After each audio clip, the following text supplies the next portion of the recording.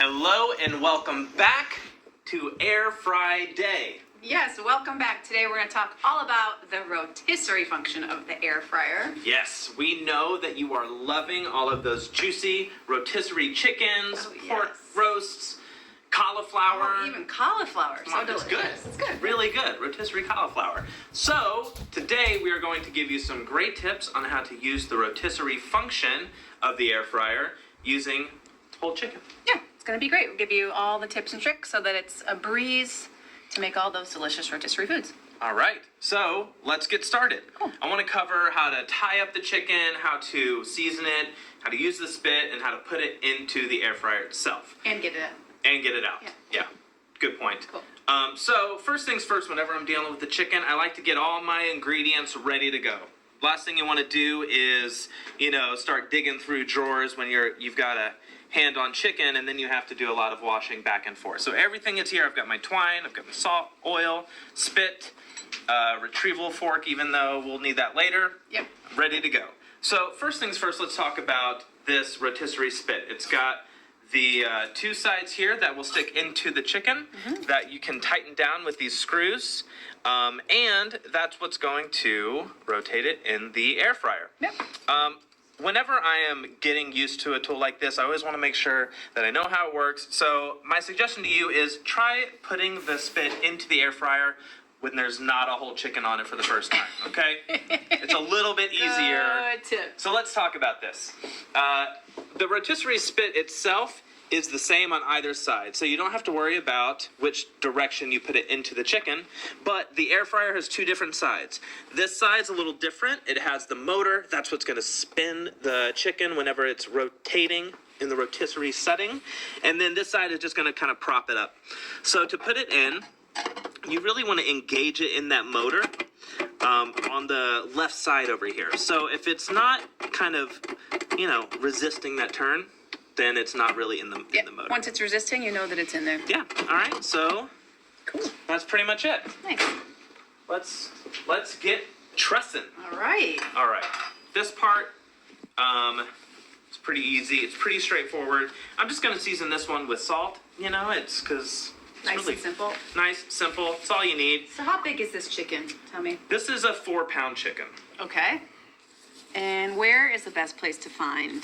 I think we say 3 to 4 pound chicken, right? Is that best for the rotisserie setting? Just under 4 pounds is fine, whatever size. And really the best place to find, I find that they're more commonly going to be found in like the organic section or like the natural chickens. Got it. When your chicken starts looking like a turkey, it's probably A lot of chicken it's anymore. not. It's too big. It's too big for the rotisserie section. So, and then I'm going to season this up.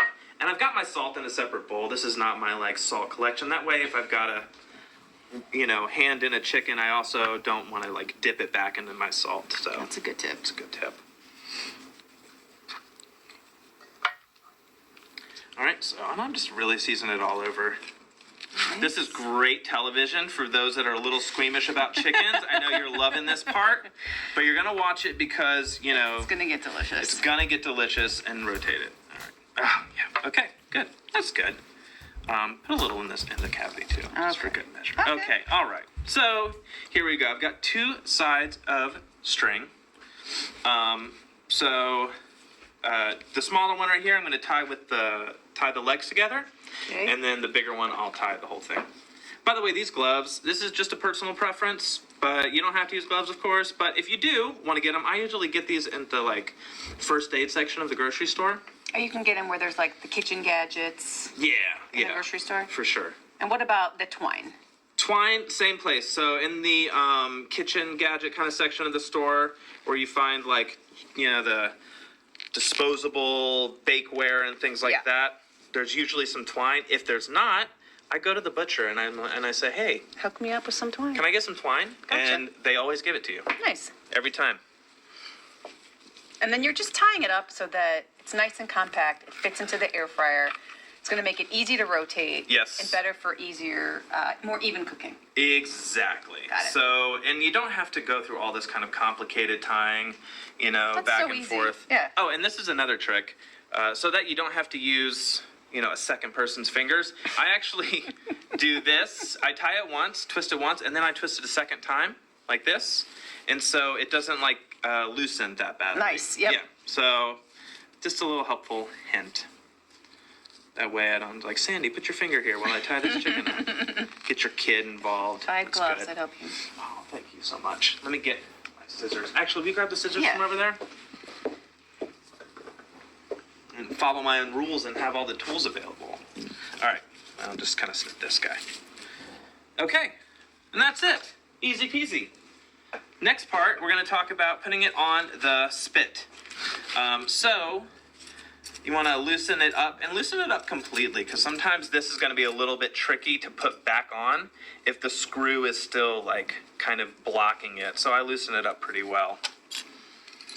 And then, you can keep one side on, one of the forks. And then you put it through the one cavity where the legs are, and then through the other side where the neck is. And I want to make sure that these forks are pierced into the chicken itself, pierced into the thighs. That I find is a good place to go so that you can have a really good grip on the chicken. Mm-hmm. That's what's going to keep it from spinning around. And then I'll just kind of loosen it up, tighten it a little bit so that I can put this other guy on. So this next side, put it through here. And if you need to, you can kind of sit it up a little bit so that you can have a better view.